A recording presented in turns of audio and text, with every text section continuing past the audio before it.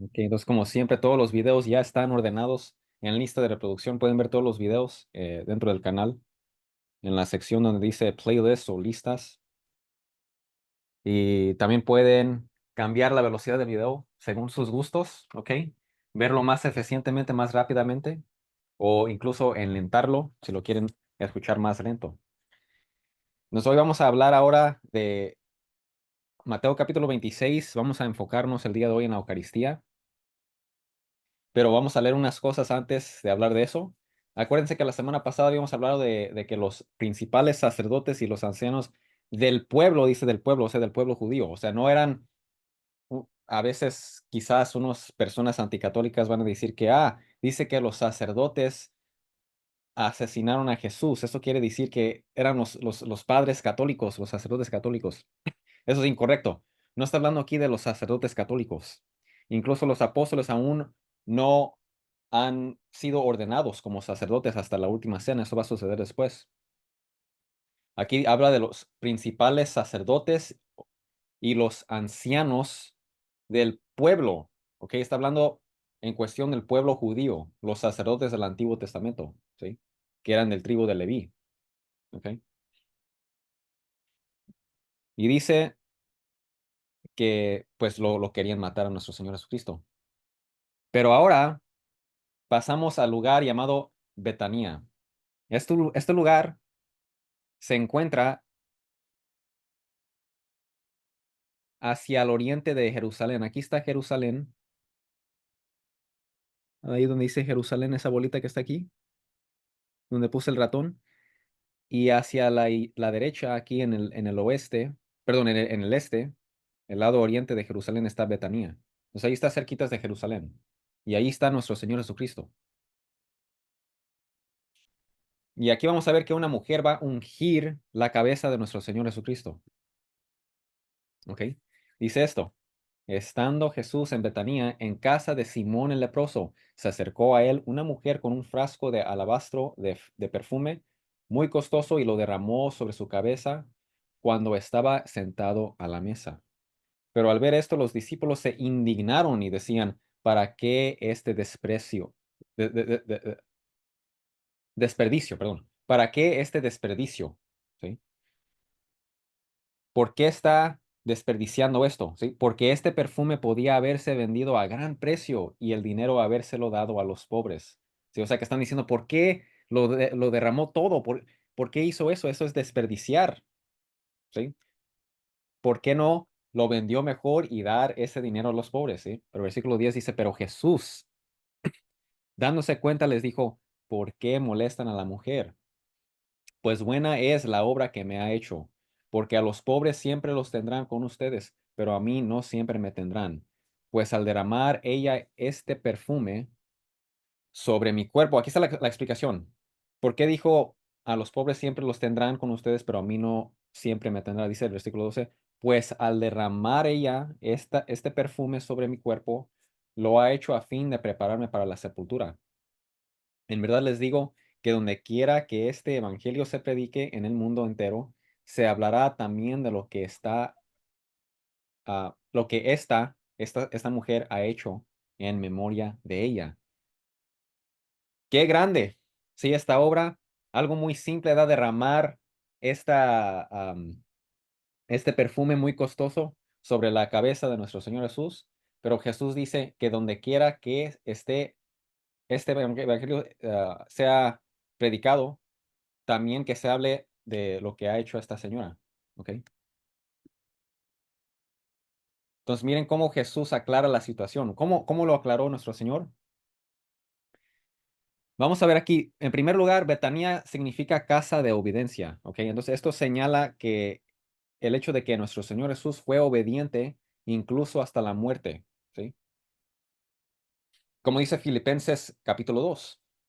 Y de hecho, Santo Tomás Aquino también menciona sobre este texto que noten que era la casa de quién, de Simón el leproso. Entonces, era un leproso curado y sabemos que era una persona que ya no tenía lepra, porque si tuviera lepra, entonces las personas no podrían estar en su casa según lo que está escrito en Levítico, ¿sí? Hasta que se curara la persona, pueden entrar a su casa. Santo Tomás de Aquino entonces dice que Jesús lo curó y entró en su casa, así como Jesús nos cura a nosotros y entra en nuestro corazón también. Ahora, también otra cosa que les puedo mencionar es que Jesús dice que fue un buen acto para su sepultura, ¿sí? Esta es una grande enseñanza, porque a veces nosotros hacemos una buena obra con buena intención y por el poder del Espíritu Santo llega a ser mayor, más grande de lo que imaginamos, ¿sí? Jesús toma nuestras buenas obras y hace de ellas algo más grande. Entonces, al derramar esto, haciendo esta buena obra, ¿sí? Con buena intención, al decir, este es un hombre santo, lo quiero ungir con este perfume costoso, Jesús dice, es para mi sepultura. Entonces se volvió algo más grande que la señora se imaginó, ¿sí? Y luego, después dice Jesús, donde quiera que se predique este evangelio, que también se mencione lo que hizo esta señora por mí. Entonces se vuelve en cosa más grande que lo que pensaba ella, ¿verdad? Tercer punto, San Agustín dice que esta mujer también es mencionada en Juan capítulo 12, ¿ok? Juan capítulo 12. Y en Juan capítulo 12, de hecho, especifica su nombre de esta señora. Se llamaba María y ella era hermana de Lázaro. ¿Se acuerdan de Lázaro? Lázaro fue el hombre quien Jesús resucitó y eso está escrito en el Evangelio de San Juan. Entonces, esta mujer, María, dice, María tomó entonces como medio litro de nardo puro, que era un perfume muy caro. Este es del Evangelio de San Juan. Y lo derramó sobre los pies de Jesús. Entonces, noten, aquí mencionan los pies, allá mencionan la cabeza. ¿Qué pasó?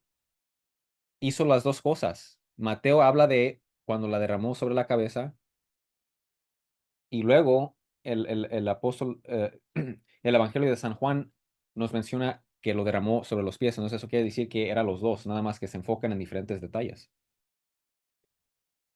Lo derramó sobre los pies de Jesús, secándoselos luego con sus cabellos, usando sus propios cabellos, empezó a secar sus pies. Y la casa se llenó de la fragancia del perfume. Judas Iscariote, que era uno de sus discípulos y que más tarde lo traicionaría, ¿verdad? Nosotros ya conocemos esa historia, objetó, o sea, dijo, eso está mal. ¿Por qué no se vendió este perfume? Pudo haberse vendido por el salario de más de un año de trabajo y dárselo a los pobres. Entonces, aquí menciona a Judas, pero allá dice que los discípulos, plural. ¿Qué pasó aquí entonces? Lo que pasó es, Judas Iscariota fue quien lo dijo, y los otros discípulos al escuchar esto, también ellos cayeron en esa mentalidad. Entonces Judas empezó todo eso. Versículo 5 dice, ¿por qué no se vendió este perfume, da? Versículo 6. Dijo esto no porque se interesara por los pobres, sino porque era un ladrón. Y como tenía a su cargo la bolsa del dinero, acostumbraba a robarse lo que echaban en ella. Entonces, él no quería el dinero para los pobres, él quería el dinero para que él mismo robara de allí. Y dice Jesús, déjala en paz. Ella ha estado guardando este perfume para el día de mi sepultura. A los pobres siempre los tendrán con ustedes, pero a mí no siempre me tendrán. Entonces, esto que hizo la señora nos hace reconocer otra cosa. Esa es la cuarta cosa, ¿sí? Y por eso, de hecho, en esta imagen aquí, esta es otra imagen. Ahí está con los discípulos. Ahí está limpiando los pies de Jesús con sus cabellos. Y ahí está Jesús diciéndoles, corrigiéndolos, no, déjala en paz, ¿sí? Déjala en paz. ¿Ok? Ahora la cuarta cosa que podemos mencionar es el hecho de que Jesús menciona que, mira, si ustedes le dan esto a los pobres se van a... Eso no va a resolver el problema de los pobres, ¿sí? Esta es una muy grande enseñanza, especialmente para las personas que dicen, oh, la Iglesia Católica tienen grandes iglesias y ¿por qué no venden el arte que tienen y todo eso? Bueno, esas obras de arte que existen en las iglesias es para las personas que van. las personas que van y pueden ahora ellos apreciar eso y también estar en oración con ese arte tan hermoso que los ayuda a elevarse al cielo, a elevarse a hablar con Dios. Eso es lo que hace esa hermosura, ¿sí? Nos hace pensar en Dios, contemplar el cielo. Es por el bien de los creyentes, ¿sí? Es algo bueno, es una buena obra, es para que se conecten con Jesús. Lo, lo que puedo mencionar también es estas iglesias que están llenas de arte, arte costosa, ¿sí? Representa la gloria de Jesucristo, ¿sí? Y las iglesias que tienen las parroquias con menos, ¿verdad? Esas representan la humildad de Cristo. Entonces, cada iglesia, cada parroquia tiene su representación de Jesús. La iglesia católica tiene más de 140,000 escuelas, 10,000 orfanatos y más de 20,000 hospitales y clínicas de salud. Es la iglesia cristiana más involucrada en obras de caridad. Entonces, mm, esto ya requiere mucho dinero, ¿sí? Entonces, am, también no es necesariamente que uno con el dinero, eso es algo malo, porque de hecho, con el dinero es con que se puede ayudar a las personas. Pero esto no quiere decir que todo el dinero que tú tienes se lo vas a dar. Imagínense si todo el sueldo se lo dan a otras personas, ustedes también obviamente tienen que comer, también tienen que darle de comer a sus familias. Y otra cosa que esas personas que dicen esto, que la iglesia católica debe de dar más dinero o vender esas obras de arte, bueno, eso lo puedes vender nada más una vez y luego se va a quedar en la sala de un hombre rico. ¿Por qué no dejarla para que las personas de diferentes partes del mundo vayan, oren, tengan esa conexión con Dios? Puedes hacer las dos cosas. No hay necesidad de hacer eso. La iglesia hace muchísima ayuda más que cualquier otra iglesia.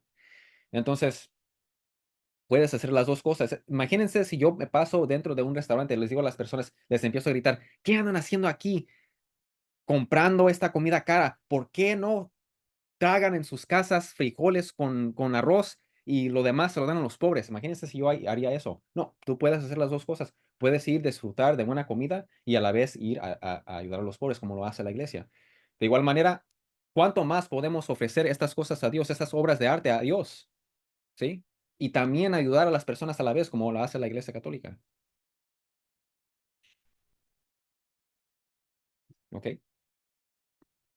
Entonces no se dejen engañar como los apóstoles se engañaron con lo que dijo Judas, ¿sí? Lo dijo Judas con esa mala intención y ellos se engañaron diciendo, oh, tiene razón, ¿por qué no se lo dieron a los pobres? También hay muchas personas, quizás anticatólicas, que están buscando un pretexto para no volverse católico y dicen, estas iglesias que tienen estas obras de artes costosas, ¿por qué? Y luego las personas buenas empiezan a decir, ¿qué? ¿Qué empiezan a decir? Oh, sí, tienes razón, ¿sabes qué? Sí, tienes razón. Pero en verdad, si uno se pone a pensar un poco, no tiene sentido decir esto. Versículo 14. Entonces, uno de los 12, llamado Judas Iscariote, fue a los principales sacerdotes judíos y les dijo, ¿qué están dispuestos a darme para que yo les entregue a Jesús? Y ellos le pasaron 30 monedas de plata. Y desde entonces Judas buscaba una oportunidad para entregar a Jesús. Entonces ya está decidido en traicionar a nuestro Señor. Ahora, esto está profetizado en el Antiguo Testamento. Y lo vamos a leer más sobre esto cuando lleguemos a Mateo capítulo 27. Zacarías escribiendo cientos de años, siglos antes del tiempo de nuestro Señor Jesucristo dice esto. Zacarías 11:12. Les dije, si les parece bien, páguenme mi salario, de lo contrario, quédense con él. Y me pagaron solo 30 piezas de plata. ¿Esto qué representa? Representa una persona que am, no está pidiendo en sí una cantidad, ¿sí? No está pidiendo una cantidad, pero al final le pagan ¿cuánto? 30 piezas de plata. Esto representa cuando Judas Iscariote, perdón, Judas Iscariote, cuando él fue a los principales sacerdotes y les dijo, ¿qué les dijo? ¿Qué están dispuestos a darme? No dijo, yo quiero tanto, sino lo mismo como está escrito en Zacarías 11:12, estaban, él estaba más como diciendo, ¿cuánto me van a ver? ¿Qué están dispuestos a darme? Y ellos decidieron darle 30 monedas de plata, igual como está escrito en Zacarías 11:12. Vamos a mencionar eso después en Mateo, cuando lleguemos a Mateo 27, porque el profeta, perdón, el apóstol San Mateo lo menciona también explícitamente.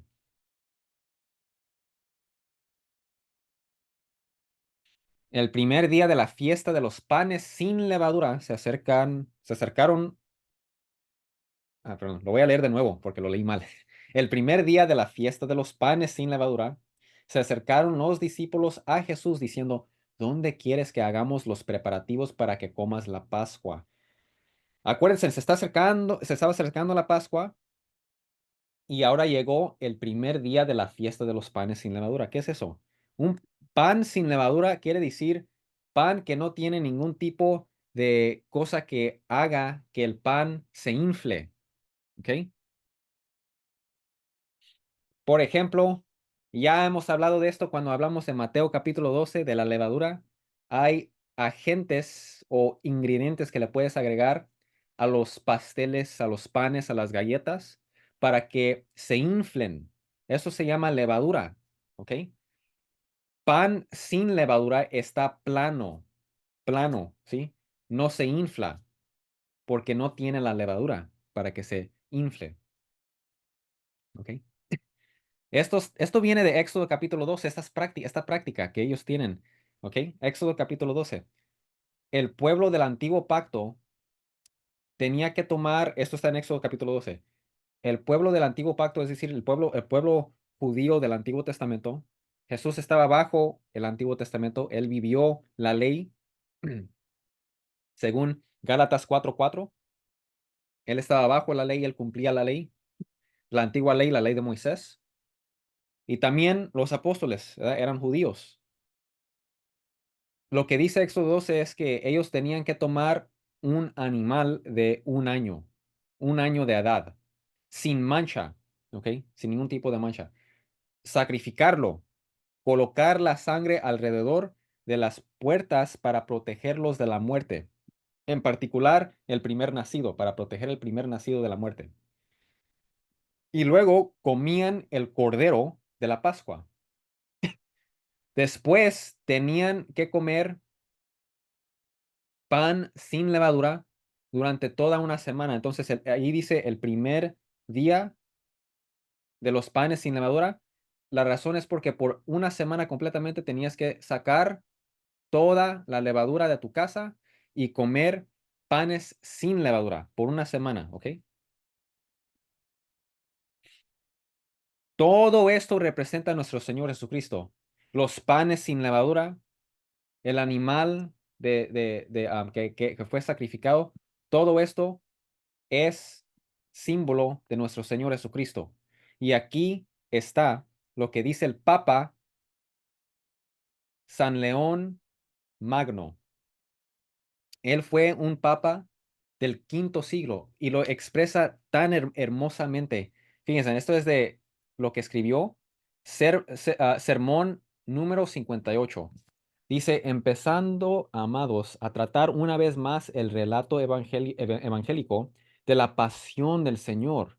Entendemos que era parte del plan divino que los jefes profanos de los judíos y los impíos sacerdotes judíos que muchas veces habían buscado ocasión para desahogar su ira en Cristo, es decir, siempre miraban cómo enojarse con Jesús, cómo atacar a Jesús, ¿sí? Deberían recibir el poder de ejercer su furia, es decir, a asesinarlo, no en otro momento que en la fiesta pascual. Precisamente en la fiesta pascual, ahí es cuando Dios permitió que ellos expresen su ira contra Jesús asesinándolos. ¿Por qué? ¿Por qué durante esta fiesta pascual? Es porque esta fiesta pascual era sombra de Jesús, apuntaba hacia Jesús. Ya hemos hablado de las sombras, ¿verdad? Cosas del Antiguo Testamento que representan eventos, eventos o cosas del Nuevo Testamento, ¿sí? Vamos a ver aquí, dice, porque las cosas que durante mucho tiempo habían sido prometidas bajo figuras misteriosas, es decir, esas figuras del Antiguo Testamento, por ejemplo, la fiesta pascual, las lunas nuevas, el sábado, circuncisión, sacrificios de animal, todas esas cosas, debían cumplirse con toda claridad. Se cumplen en la persona de Jesús y en lo que él estableció.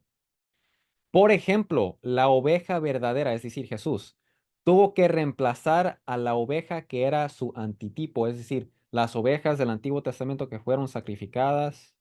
Eso representa a Jesús, quien es la verdadera oveja, la oveja verdadera que quita el pecado del mundo entero. Y el sacrificio único tuvo que poner fin a la multitud de diferentes sacrificios. Todos esos sacrificios de animal eran sombras, como dice Hebreos 10:1, apuntándonos hacia la realidad, la sustancia que es el sacrificio único de nuestro Señor Jesús. Porque todas las cosas que habían sido divinamente ordenadas por medio de Moisés, ¿sí? La circuncisión, sacrificios de animal, el sábado, lunas nuevas, etcétera, etcétera, acerca del sacrificio del cordero, profetizaron de Cristo. Eso que habla de sacrificar los animales, por ejemplo, la fiesta pascual, profetizaba a Jesús, apuntaba hacia Jesús, prefiguraba a Jesús y anunciaron verdaderamente la inmolación de Cristo.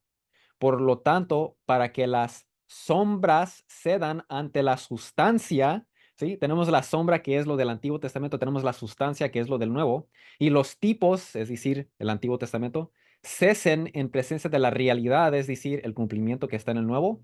La antigua observancia es eliminada por un nuevo sacramento. Ya no hay necesidad de cumplir esa fiesta pascual, porque ya Jesús nos trajo un nuevo sacramento, que es el sacramento de la Eucaristía.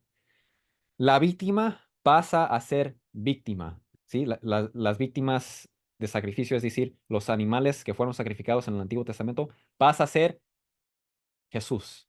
La sangre de los animales, ¿sí? Es limpiada por la sangre de Jesús y la ley ordenada. La fiesta se cumple siendo transformado. La fiesta se transformó. Ahora tenemos la Eucaristía, ¿sí? Muy cierto, ¿verdad?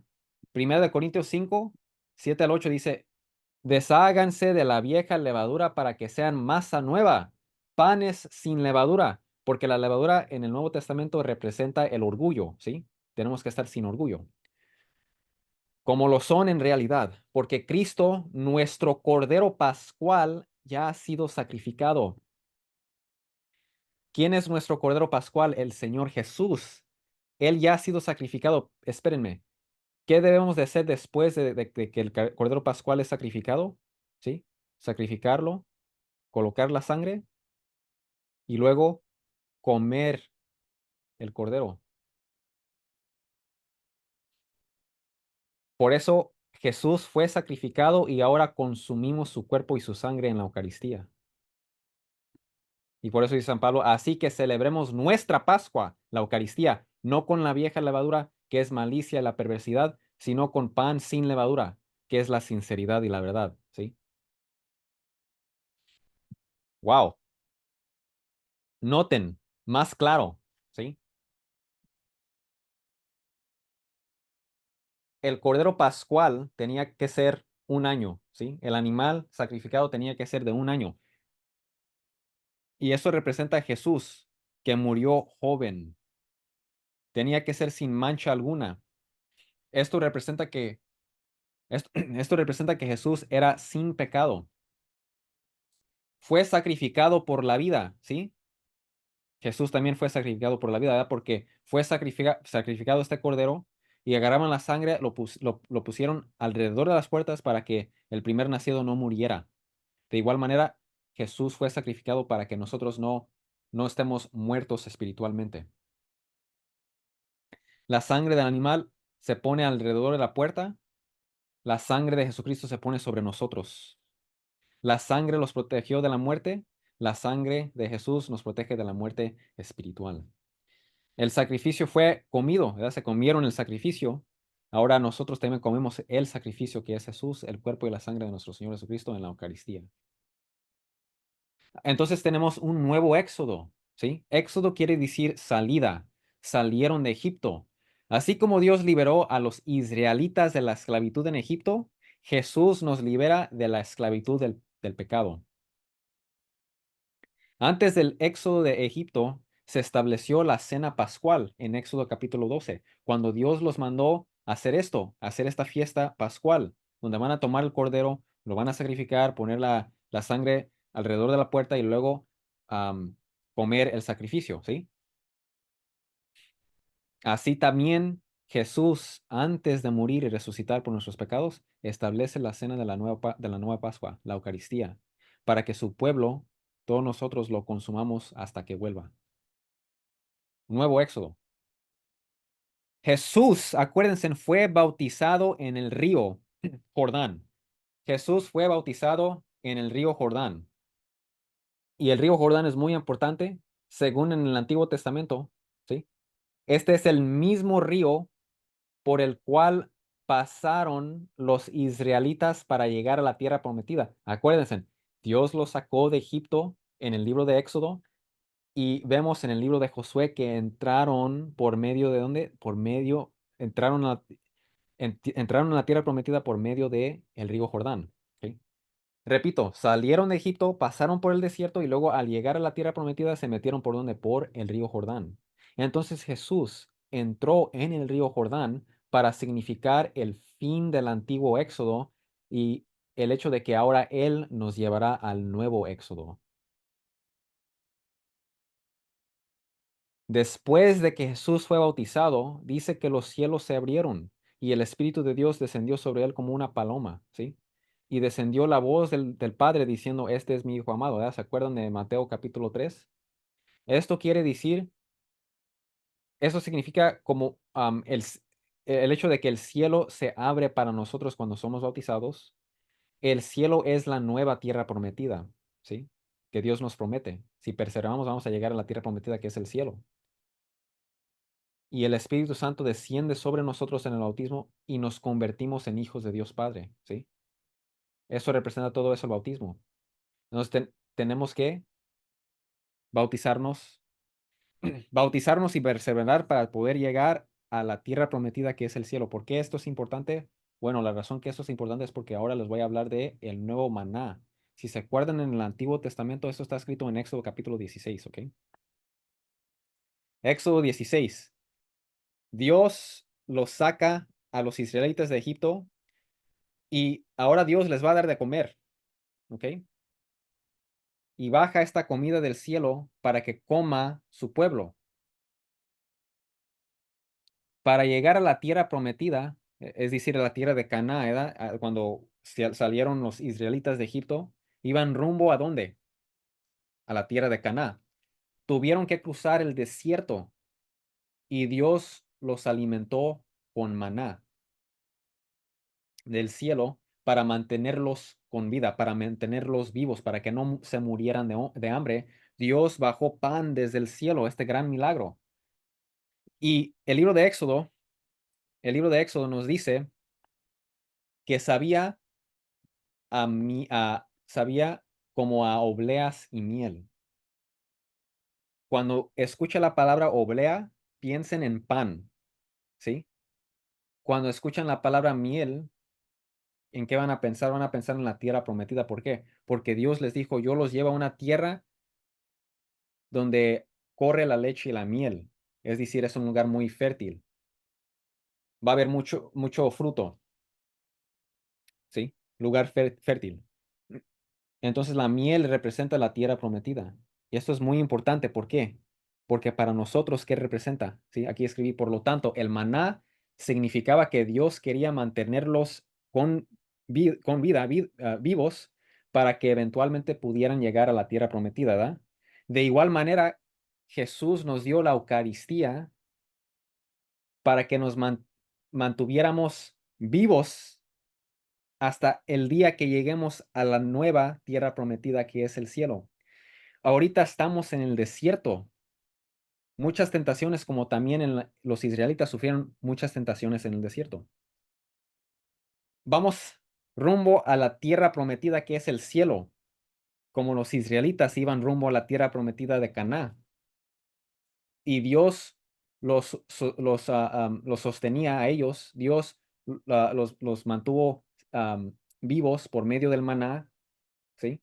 Ahora espiritualmente Dios nos mantiene vivos por medio de qué? Por medio de la Eucaristía. Entonces la Eucaristía es el nuevo maná. Y de igual manera como el antiguo maná era milagroso porque bajaba del cielo, el nuevo maná, la Eucaristía, también es milagrosa porque sí baja desde el cielo también. Es el cuerpo y la sangre de nuestro Señor Jesús. Vamos a leer ahora Juan 6. Juan capítulo 6 dice, cuando lo encontraron al otro lado del lago, le preguntaron, Rabí, están hablando a Jesús, dice, ¿cuándo llegaste acá? Jesús respondió con firmeza, les aseguro que ustedes me buscan, no porque han visto señales, ¿sí? No porque en verdad tienen fe en mí, sino porque comieron pan hasta llenarse, ¿sí? Es porque les doy de comer, por eso me están siguiendo, no porque en verdad creen en mí. Trabajen, pero no por la comida que es perecedera, es decir, se va, sino por la que permanece para vida eterna, ¿sí? Mejor la que nos lleva a la vida eterna, ¿sí? Es más, esa debe de ser nuestra prioridad. La cual les dará el Hijo del Hombre, es decir, el mismo. Dios, el Padre, ha puesto sobre él su sello de aprobación. ¿Qué tenemos que hacer para realizar las obras que Dios exige? Le preguntaron. Esto es lo que Dios quiere que hagan, que crean en aquel a quien Él envió. ¿A quién envió el Padre? A Jesús. Está diciendo, tienen que creer en mí, ¿sí? ¿Y qué señal milagrosa harás para que la veamos y te creamos? ¿Qué puedes hacer? Ellos le dijeron, nuestros antepasados comieron el maná en el desierto, el pan bajado del cielo, como está escrito, pan del cielo les dio a comer, ¿sí? Les aseguro que no fue, y esto es la respuesta de Jesús, después de que ellos dijeron eso, Jesús les dice, les aseguro que no fue Moisés el que les dio a ustedes el pan del cielo.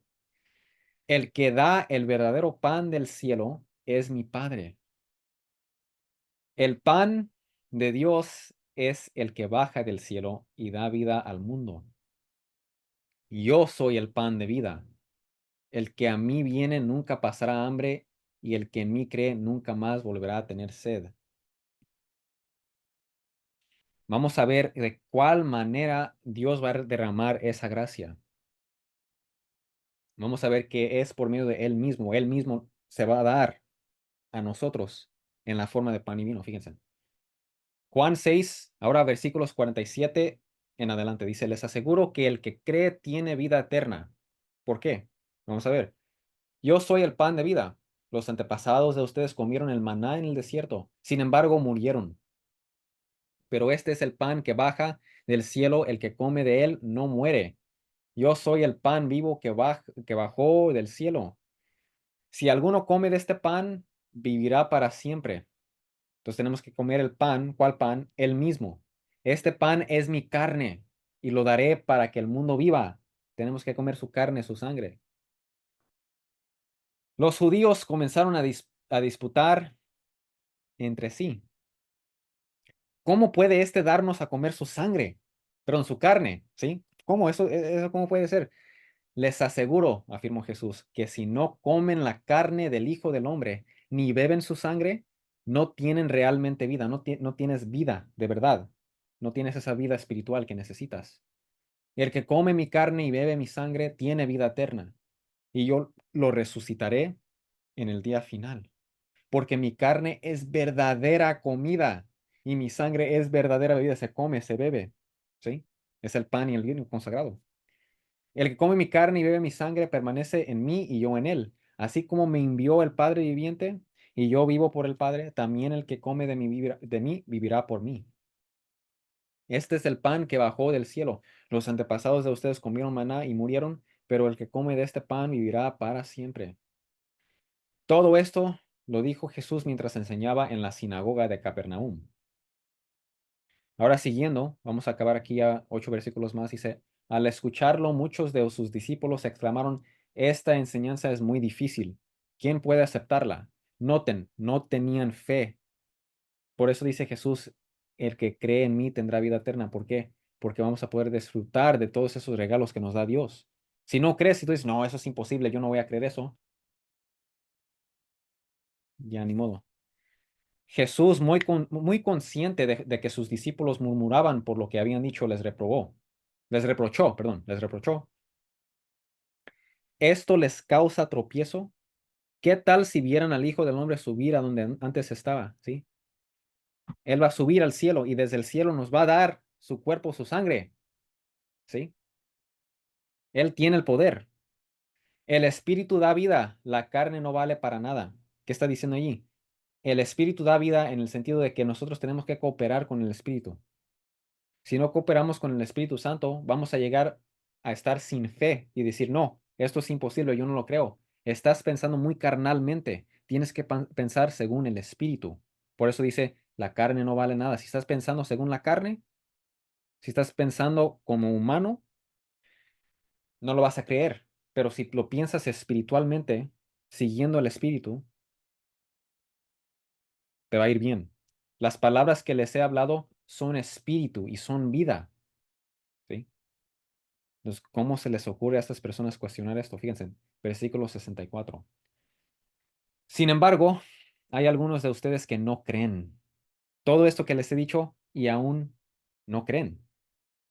Es que Jesús conocía desde el principio quiénes eran los que no creían y quién era el que iba a traicionarlo. Así que añadió, por esto les digo, les dije que nadie puede venir a mí a menos que se lo haya concedido el Padre. Desde entonces muchos de sus discípulos le volvieron la espalda. Por eso muchos llaman este el versículo 666, Juan 6:66, el único versículo en la Biblia donde es grabado que le echaron la espalda a nuestro Señor Jesús y sus discípulos le echaron la espalda. ¿Sí? Desde entonces muchos de sus discípulos le volvieron la espalda. ¿Sí? Creo, si no me equivoco. ¿Verdad? Sí. Y ya no andaban con él. Fíjense, le echaron la espalda. Nosotros no creemos en ti, no creemos esto. Y se fueron. Así que Jesús preguntó a los 12, ¿también ustedes quieren marcharse? O sea, en vez de decirles, no, están mal entendiendo, es solamente un símbolo, es un símbolo. No, es firme Jesús y dice, ¿también ustedes quieren marcharse? Versículo 68 dice, Simón Pedro, Señor, ¿a quién iremos? Tú tienes palabras de vida eterna y nosotros hemos creído y sabemos que tú eres el Santo de Dios. Entonces esa es la enseñanza para nosotros, ¿sí? Nosotros debemos de creer en Jesús y si algo se nos hace difícil, bueno, debemos de preguntarnos, si no a Jesús, pues ¿a dónde iremos? No hay ninguna otra respuesta.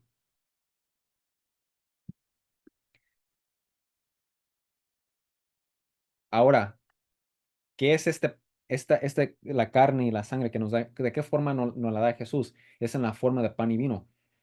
¿Ok? Vamos a leer aquí. Noten que los apóstoles están diciendo, Señor, ¿dónde vamos a acomodar todo para la cena, para que podamos comer la Pascua?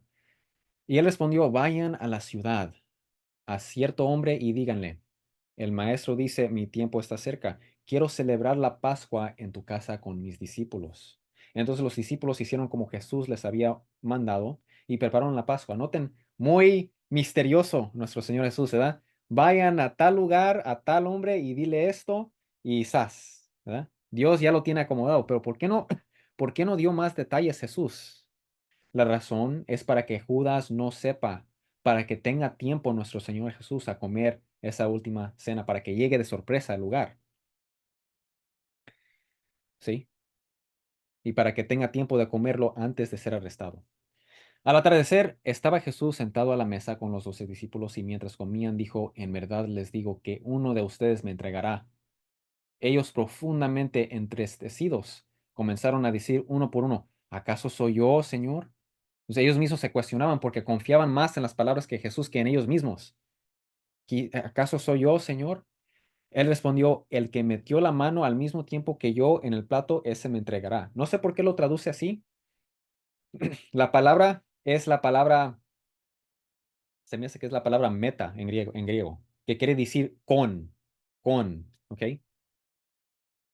Sí es la palabra meta, ¿sí? Porque me recuerda a la palabra metió, ¿sí? El que metió la mano conmigo, por él va a ser traicionado el hombre, el hijo del hombre, perdón. Entonces Jesús no está dando más información en el sentido de que les está dando información de quién es. ¿Qué quiere decir esto que metió la mano con el Señor en el mismo plato? Esto era costumbre judía, costumbre de ellos. Cuando comían juntos y comían del mismo plato, eso era señal de que somos amigos. ¿Qué está diciendo Jesús? Una persona que yo amo íntimamente como un amigo, él me va a traicionar. Eso es lo que dice Jesús.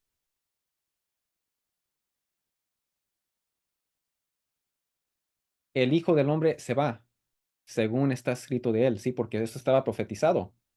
Esto ya está profetizado en el Antiguo Testamento, esto va a suceder.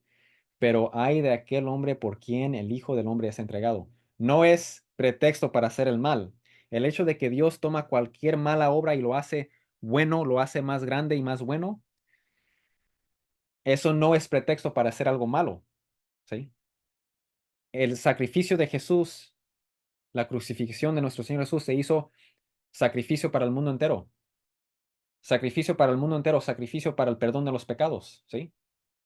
Grande sacrificio para el mundo y para el perdón de los pecados. Se hizo algo más grande que lo que uno se imaginaba. Pero eso no quiere decir que lo que Judas hizo es bueno, ¿sí? Y luego dice, mejor le fuera a ese hombre no haber nacido, ¿ok? Por tan mala cosa que va a hacer. Ahora, muchos se preguntan, ¿esto quiere decir que Judas está en el infierno? Hay padres de la iglesia que querían eso, como por ejemplo San Juan Crisóstomos, am, San Agustín, pero am, o había, por ejemplo, San Gregorio de Nizá.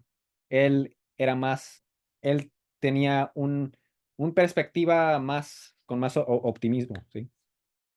Am, y creo que de hecho también el Papa Benedicto XVI decía, bueno, hay que confiar, no hay que decir esta persona está en el infierno, esta persona está en el infierno, mejor hay que confiar que Dios siempre toma la mejor decisión, ¿verdad? Pero hay esos dos campos entre los católicos, los que dicen que sí están en el infierno y otros que dicen que, bueno, en realidad esto simplemente puede ser expresión de el hecho de que va a ser lo más grave que uno puede cometer, traicionar al Señor, Hijo de Dios encarnado, ¿verdad? ¿Ok? Versículo 25. Judas, el que lo iba a entregar, dijo, ¿acaso soy yo, maestro, rabí? Tú lo has dicho, le contestó Jesús. Entonces, esta frase, tú lo has dicho, era una frase que usaba nuestro Señor Jesús, que no es así directamente algo afirmativo, lo deja, aún lo deja misterioso para la persona que lo está escuchando, pero a la vez vemos a través de los evangelios, cuando acabemos el evangelio, se va a dar cuenta que cada vez que dice esto, tú lo has dicho en el evangelio de San Mateo, está diciendo que sí, pero lo está diciendo de una manera como el que lo pregunta, él mismo está dando la respuesta, ¿sí? Y después vamos a ver más ejemplos de esto. Mientras comían, Jesús tomó pan y haciéndolo bendecido, lo partió, lo bendijo, lo partió y dándoselo a los discípulos dijo, tomen, coman, esto es mi cuerpo. ¿Qué es el cuerpo de Jesús? La Eucaristía, el pan y el vino. Y tomando una copa y habiendo dado gracias, se la dio diciendo, beban todos de ella, porque esto es mi sangre del nuevo pacto, que es derramada por muchos para el perdón de los pecados. Les digo que desde el versículo 29 lo leemos después. A- Agarró el pan, lo bendijo, diciendo, diciendo, esta es mi cuerpo. Y la copa lo bendijo diciendo, esta es mi sangre. ¿Ok? No es qué es el cuerpo y la sangre, es la Eucaristía. ¿Sí? Lucas 22, 19 al 20. También tomó pan y después de dar gracias lo partió y se lo dio a ellos y dijo, esto es mi cuerpo entregado por ustedes. Hagan, hagan esto en memoria de mí, en memoria mía. De la misma manera tomó la copa después de cenar y dijo, esta copa es el nuevo pacto en mi sangre que es derramada por ustedes. ¿Sí? Le voy a mostrar un poco más versículos. Más pruebas que en realidad es el cuerpo y la sangre de Jesús, la Eucaristía, en realidad.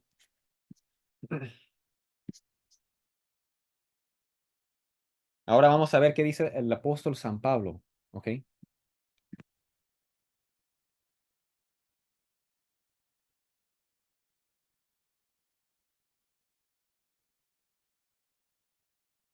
Ay, perdón. Es que lo voy a...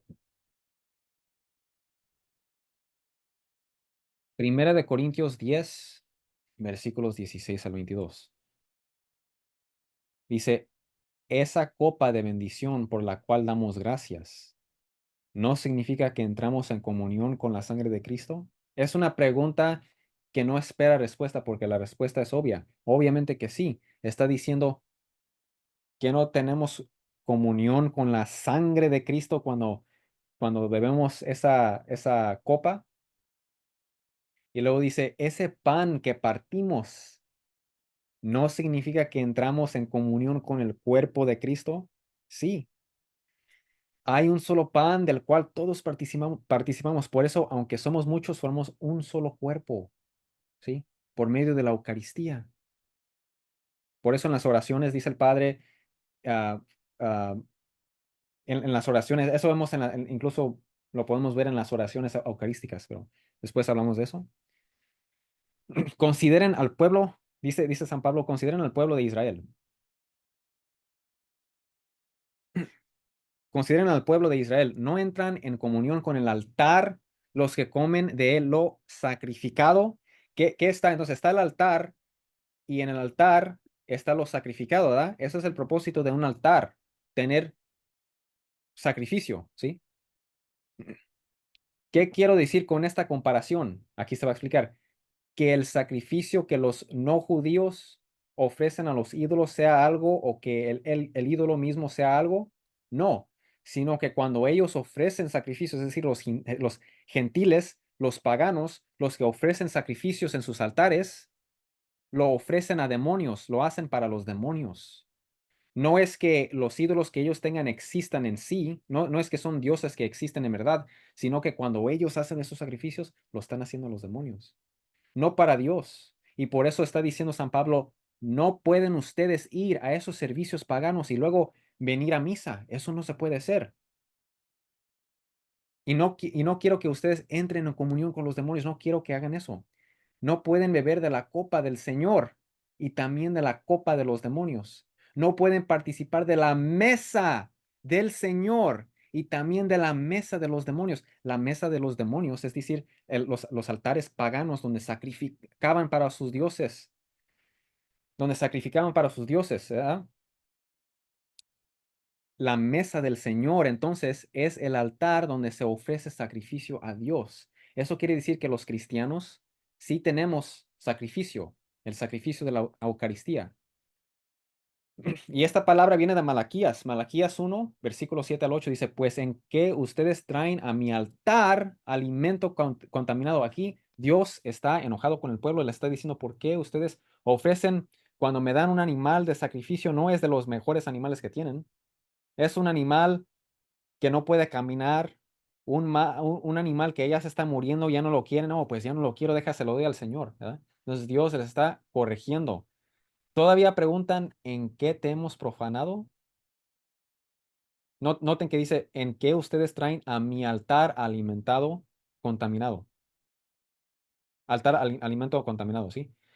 Y luego dice, pues en qué tienen la mesa del Señor como algo despreciable. Es decir, ¿por qué le faltan el respeto al altar? Es decir, la mesa del Señor. La mesa del Señor se refiere al altar donde se ofrece sacrificio. Esto quiere decir que, como enseña la Iglesia Católica, sí tenemos sacrificio, el sacrificio de la Eucaristía. Ustedes traen animales ciegos para el sacrificio y piensan que no tiene nada de malo. Está hablando del sacrificio, donde se ofrecen el sacrificio de animal. En el Antiguo Testamento ahora tenemos el altar del Señor. ¿Qué es el altar del Señor? Noten cómo dice, en el contexto estaba hablando de estar en comunión con el cuerpo y la sangre de Jesús por medio del pan y del vino. Ese es el contexto. Entonces, ¿qué es cuando dice no pueden beber de la copa del Señor? Está hablando, ¿sí? Del vino. No pueden participar de la mesa del Señor, es decir, el altar donde se ofrece sacrificio. Y también de la mesa de los demonios. Eso no se puede hacer. ¿O vamos a provocar celos al Señor? ¿Somos acaso más fuertes que Él? ¿Sí? No debemos de faltarle el respeto al Señor de esa manera. ¿Sí? Y ustedes dirán quizás, oh, pues sí, obviamente, ¿da? Pero hay algo más a fondo y eso es que San Pablo está diciendo que nosotros los cristianos tenemos sacrificio, tenemos altar, la Eucaristía. Entonces, esos protestantes que te dicen sacrificio de la Eucaristía, eso no está en la Biblia, sí está, Primera de Corintios capítulo 10, la mesa del Señor donde se ofrece el pan y el vino, la mesa del Señor, el altar donde se ofrece sacrificio. Más claro aquí también, Primera de Corintios 11, 23 al 32 dice, yo recibí del Señor lo mismo que les transmití a ustedes, que el Señor Jesús, la noche en que fue traicionado, tomó pan y después de dar gracias lo partió y dijo, esto es mi cuerpo, entregado por ustedes. Hagan esto en memoria de mí, en memoria mía, ¿verdad? De la misma manera tomó la copa después de cenar y dijo, esta copa es el nuevo pacto en mi sangre. Hagan esto cada vez que beban de ella en memoria de mí, porque cada vez que comen este pan y beben de esta copa o de este cáliz, proclaman la muerte del Señor hasta que Él venga. De allí viene esa oración de la Biblia. Entonces, muchos dirán, ok, ahí dice cada vez que comemos este pan, no dice cada vez que comemos este cuerpo del Señor. Hay unos protestantes que dicen, dice pan, no dice cuerpo de Cristo. Miren, dice cada vez que comemos de este pan, no dice cada vez que comemos de este cuerpo de Jesucristo. Esto es un argumento inválido porque les acabé de mostrar que literalmente sí es el cuerpo y la sangre de Jesús, es sacrificio y también, como dice Jesús, es su cuerpo, es su sangre. Como dice San Pablo, es recibir ese pan, es la comunión con el cuerpo de Jesús, ¿verdad? No está diciendo que es simplemente pan o la sustancia es pan, está hablando en cuestión de la apariencia. ¿Por qué? También nosotros hacemos esto. Nosotros tenemos esta oración en nuestra liturgia, en nuestra tradición religiosa. Decimos cada vez que comemos de este pan y bebemos de este cáliz. También nosotros decimos pan, pero nos referimos al cuerpo de Jesucristo. ¿Por qué decimos pan? Porque ese pan se convirtió en el cuerpo y la sangre de nuestro Señor Jesucristo, pero mantiene la apariencia de pan. O sea, tienen que entender algo que se llama transustanciación. Esa es la doctrina que el pan y el vino, una vez consagrado, se convierten en cuerpo, sangre, alma y divinidad de nuestro Señor Jesucristo. Ya no es pan y vino. La sustancia, es decir, lo que es, se cambió. Lo que es ahora es el cuerpo, sangre, alma y divinidad de nuestro Señor Jesucristo.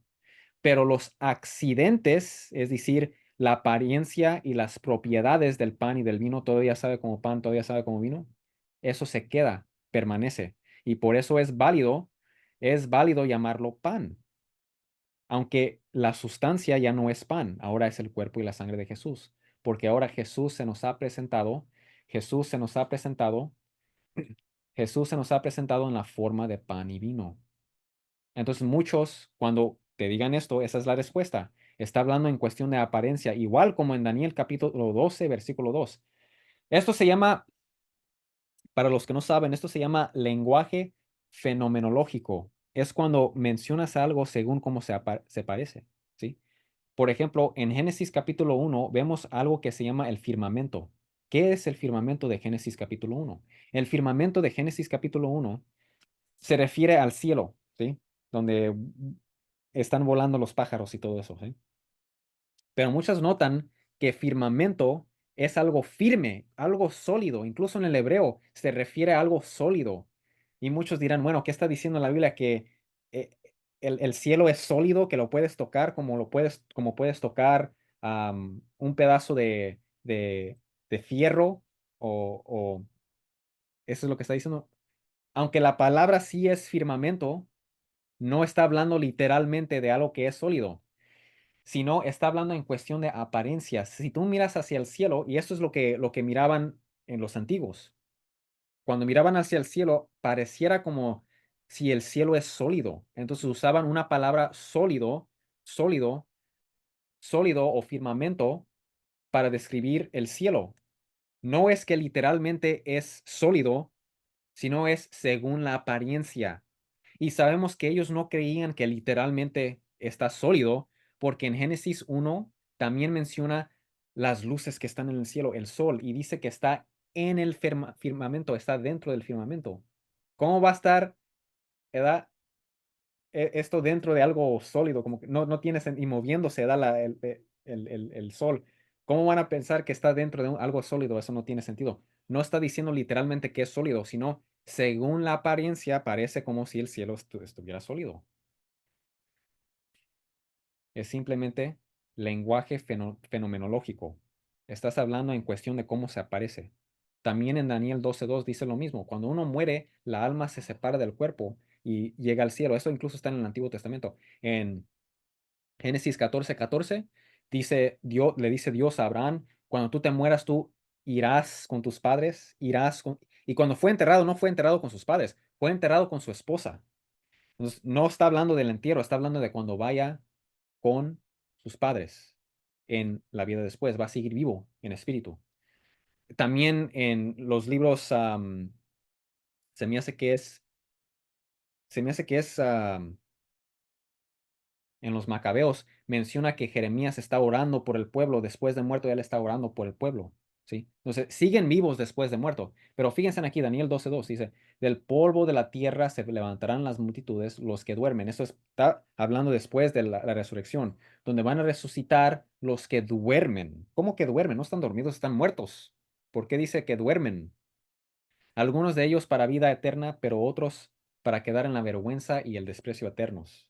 Es decir, unos van a resucitar a la vida eterna, como habíamos leído la semana pasada, otros al castigo. ¿Ok? Noten cómo dice que los que duermen, ¿cómo que duermen? No, no están dormidos, están muertos. Es lenguaje fenomenológico. Aparentan estar dormidos y por eso se usa la palabra dormido, pero no es que literalmente estén dormidos, ¿sí? Sino que usan la palabra dormido porque el cuerpo va a resucitar, el cuerpo va a resucitar, el cuerpo está ahí muerto, pero va a resucitar, va a despertar. Entonces usan esa palabra dormido, aunque no literalmente están dormidos. Entonces, no, muy claro que San Pablo está diciendo que es el cuerpo y la sangre de nuestro Señor Jesucristo, como ya ha dicho nuestro Señor Jesús. Y noten, si el antiguo maná es milagroso, ¿cómo no va a ser milagroso el nuevo maná? Que es más grande que el antiguo maná. Ahora, otra pregunta. Y ya vamos a acabar aquí, ¿ok? ¿Es esto canibalismo? ¿Comer el cuerpo y la sangre de nuestro Señor es canibalismo? No, no. Estamos consumiendo el cuerpo y la sangre de Jesús en forma de pan y vino, no en forma humana, ¿sí? O de forma canibalística, ¿verdad? No es que literalmente sea, por ejemplo, en canibalismo es cuando una persona come a otro ser humano y ya después de muerto o lo mata en el proceso y se lo come, ¿verdad? Eso no es lo que es la Eucaristía.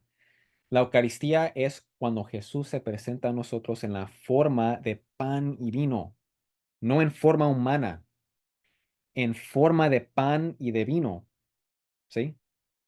No afecta a Jesús de ninguna manera, pero sí afecta a nosotros, a nuestras almas, ¿sí? Y eso es la doctrina de transubstanciación. La sustancia se cambia, es el cuerpo y la sangre de Jesús, pero los accidentes, es decir, la apariencia y las propiedades de pan y vino, se quedan. Es en la forma de pan y vino, no en forma humana, sino en la forma de pan y de vino. Entonces no es canibalismo de ninguna manera.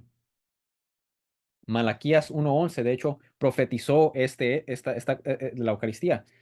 Dice Malaquías 1:11, desde donde nace el sol hasta donde se pone, grande es mi nombre entre las naciones. Y de hecho aquí está hablando del futuro, porque en este tiempo es del tiempo del Antiguo Testamento. No estaba, Dios no era adorado en todo el mundo, como dice aquí, ¿sí? Sino está hablando en cuestión del futuro, es algo del futuro. Y de hecho, incluso vemos que en el Antiguo Testamento muchas de las veces también los profetas, incluso hablando de manera presente, estaban hablando del futuro. Por ejemplo, en el libro de Isaías, cuando habla del exilio, en el libro de Isaías, cuando habla del exilio que va a suceder años después, que va a suceder después, lo menciona como si ya hubiera sucedido. Dice, mi gente se va a exilio, son deportados, ¿sí? Ya son deportados. Está hablando como algo que ya sucedió, ¿sí? Entonces, el hecho de que miren algo que como si ya sucedió, tenemos que usar el cerebro un poco para decir, bueno, sí sucedió o no sucedió, porque a veces los profetas hablando como si ya hubiera sucedido, en realidad están hablando del futuro, ¿sí? Y en este contexto sabemos que está hablando del futuro porque esto aún no ha sucedido en este tiempo, porque estamos hablando del tiempo del Antiguo Testamento, donde Dios prácticamente solamente era adorado allí, pues, por el antiguo pueblo de Dios, no en muchas diferentes naciones, ¿sí? Entonces, en todo lugar se ofrece incienso, ¿sí? Está hablando del futuro, cuando se ofrecerá incienso al Señor desde donde nace el sol o desde sale el sol y donde se pone. Grande será el nombre de Dios. Se ofrecerá incienso y ofrendas. Y de hecho en el hebreo dice ofrenda pura. Dice ofrenda pura a mi nombre. ¿Cuál es esa ofrenda pura que se ofrecerá al Señor? O sea, porque grande es o grande será mi nombre entre las naciones, dice el Señor de los ejércitos.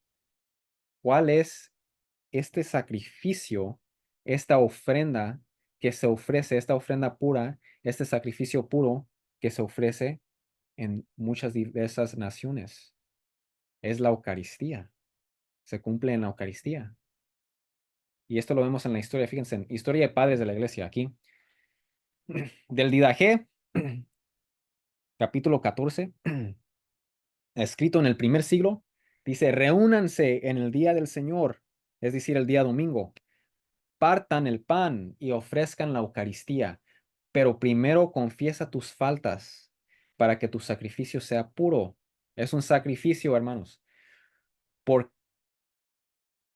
y por eso dice el Padre, oren, hermanos, para que este sacrificio mío ustedes sean agradable al Señor nuestro Dios. ¿Sí? Por eso se ora eso. Porque esta es la ofrenda de la cual el Señor ha dicho en todas partes y siempre traedme un sacrificio sin mancha, porque soy un gran rey, dice Yahvé, y mi nombre es maravilla de las naciones. Eso es Malaquías 1:11, lo que acabamos de leer. Los cristianos del primer siglo lo aplicaban en la Eucaristía. Entonces nosotros somos los cristianos históricos, los primeros cristianos. San Ignacio de Antioquía, él era discípulo del apóstol San Juan. Dice, no tengo gusto por los alimentos corruptibles. Y por eso dice Jesús, trabaja no por la comida corruptible, sino la que te lleva a la vida eterna. Dice, ni por los placeres de esta vida. Deseo el pan de Dios, que es la carne de Jesucristo, el cual era del linaje de David. Y para beber deseo su sangre, que es amor incorruptible. Y de hecho, se me olvidó mencionar algo. Acá arriba noten que mencionamos será el cuerpo y la sangre. ¿Es suficiente comer la hostia consagrada, el pan consagrado? ¿Es suficiente? ¿O también tenemos que beber el vino? La respuesta es sí, es suficiente simplemente consumir el pan consagrado. ¿Por qué? Porque el pan, igual que el vino consagrado, ambos se convierten en el cuerpo, la sangre, alma y divinidad de nuestro Señor Jesucristo. El pan es un pan vivo, por lo tanto debe de tener la sangre de Jesús, ¿sí? Jesús se presenta en la forma de pan y de vino. Jesús, la sangre de Jesús no está separada de Él, sino está dentro de Él. Él es uno en su cuerpo, en su sangre, en su alma, en su divinidad. Al decir que el pan no tiene la sangre, eso es igual que decir que Jesús no tiene su sangre, que se lo derramó. Ya no tiene su sangre dentro. Eso sería falso, ¿verdad? Jesús se presenta y Jesús teniendo su sangre dentro de Él, siendo uno en su cuerpo, su sangre, su alma y divinidad, su cuerpo, su sangre, su alma y divinidad. Por lo tanto, el pan consagrado es cuerpo, sangre, alma y divinidad. El vino consagrado es cuerpo, sangre, alma y divinidad. Y eso también está en la Biblia. Primera de Corintios, capítulo 11 versículo 27. Fíjense cómo dice aquí. Dice San Pablo, por lo tanto, cualquiera que coma el pan o beba de la copa del Señor de manera indigna será culpable de pecar contra el cuerpo y la sangre del Señor. Tenemos que, si si quebramos la ley de Dios, incluso no ir a misa, eso es pecado. Tenemos que confesarlo antes de recibir comunión. Si no, estamos pecando contra el cuerpo y la sangre del Señor. ¿Sí? Es una cosa si uno o yo no sabía, esa es otra cosa, ¿verdad? Pero sí tenemos que cumplir la ley de Dios. Y si nosotros pecamos de otra manera, ¿sí? Tenemos que confesarnos antes de recibir la comunión. ¿Por qué? Porque San Pablo dice que si no lo hacemos, pecamos contra el cuerpo y la sangre de Jesús. ¿Por qué? Yo pensé que era nada más es pan y vino. Es el cuerpo y la sangre de Jesús. Y por eso al consumirla de manera indigna, seremos culpables de pecar contra el cuerpo y la sangre de Jesús. Ahora, otra cosa. Noten que dice, cualquiera que coma el pan o bebe de la copa, será culpable de los dos, el cuerpo y pecar en contra del cuerpo y la sangre. Entonces, si simplemente nos comemos el pan de manera indigna, pecamos contra el cuerpo y la sangre de Jesús, porque el pan es el cuerpo y la sangre de Jesús, cuerpo, sangre, alma y divinidad. Por lo tanto, si en su parroquia no ofrecen el vino, si en su parroquia no lo ofrecen, no se preocupen porque es suficiente recibir el pan consagrado. Ahora, ¿pero por qué a veces no lo dan? Bueno, por un tiempo era por COVID, ¿verdad? Pero a la vez puede suceder muchos abusos. Por ejemplo, am, esa, el vino bendito, el vino consagrado, se puede, por ejemplo, se- había como las personas no lo recibían bien y como que se caía, ¿verdad? Y esas gotas de vino es el cuerpo, sangre, alma y divinidad de nuestro Señor Jesús. No queremos que se caiga al suelo, no queremos que suceda esas cosas. Entonces, para evitar esos abusos, se quitó. ¿Sí? Pero en el Segundo Concilio Vaticano lo trajeron para atrás. Entonces, si lo ofrecen en tu iglesia, obviamente lo pueden recibir con precaución, con cuidado, ¿sí? Para no, am, por accidente, hacer algo sin querer, ¿verdad? Pero esa era la razón, ¿sí? Ahora vamos a seguir aquí con los padres de la iglesia y luego ya acabamos, nada más estos dos. Dice San Ignacio de Antioquía, tome nota de aquellos que tienen opiniones heterodoxas, es decir, no cristianas.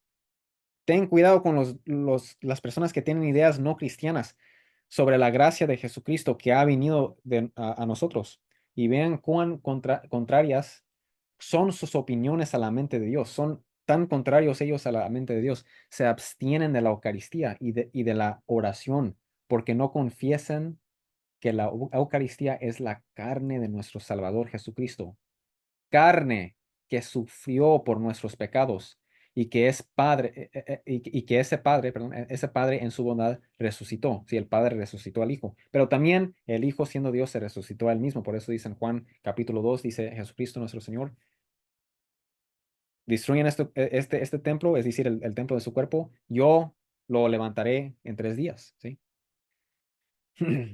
Los que niega, los que niegan el don de Dios perecen en sus disputas, igual como discutían, discutieron los discípulos de Jesús que le echaron la espalda porque discutieron entre ellos mismos y acabaron volteando la espalda. Perecerán esas personas en sus disputas porque no se quieren someter a lo que Dios nos reveló. Y la razón que aquí muestra los leones, por ejemplo, es porque él murió, él es mártir. Él fue mártir, él fue martirizado, lo mataron, lo asesinaron debido a su fe. Lo aventaron a los leones. Y esto lo escribió en el año 107, hermanos. Él era discípulo del apóstol San Juan.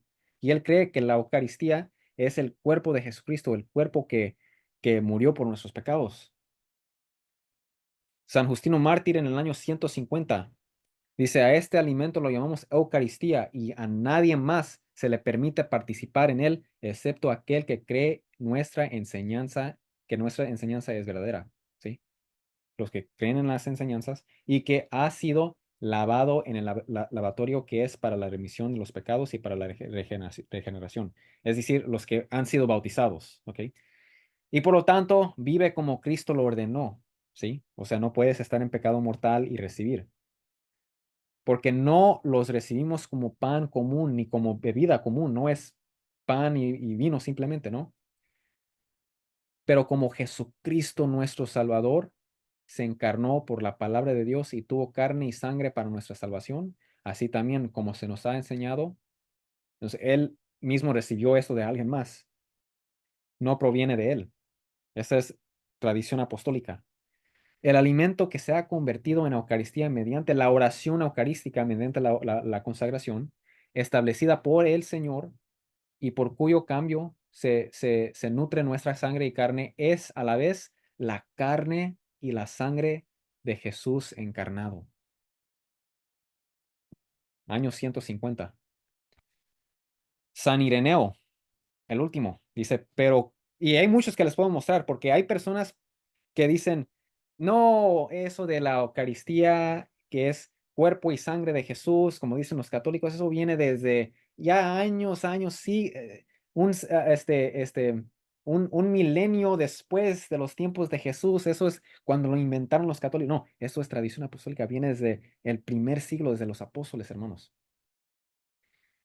Dice, pero ¿qué coherencia hay en aquellos que sostienen que el pan sobre el cual se han dado gracias es el cuerpo de su Señor y la copa su sangre, si no reconocen que Él es el Hijo del Creador?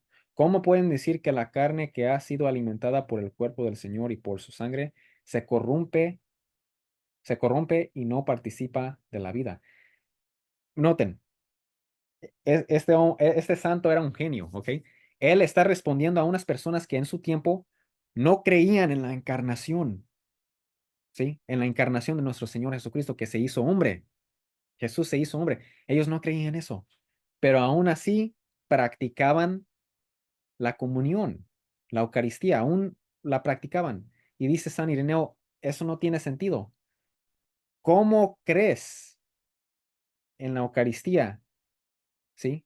Por el cual nos alimentamos con el cuerpo y la sangre de Jesús y a la vez ustedes creen que el cuerpo es malo, que el cuerpo se corrompe y no participa en la vida. ¿Cómo se les ocurre creer eso? ¿Qué está diciendo? Que la Eucaristía sí es el cuerpo y la sangre de nuestro Señor Jesucristo. Y por lo tanto, cuando lo recibimos, no nos vamos a corromper, sí vamos a participar en la vida. Dice, porque como el pan de la tierra, al recibir la invocación de Dios, ya no es pan común, sino Eucaristía, ¿sí? Entonces, esto es en el año 180 después de Cristo. Entonces, los primeros cristianos creían en la Eucaristía igual que los católicos.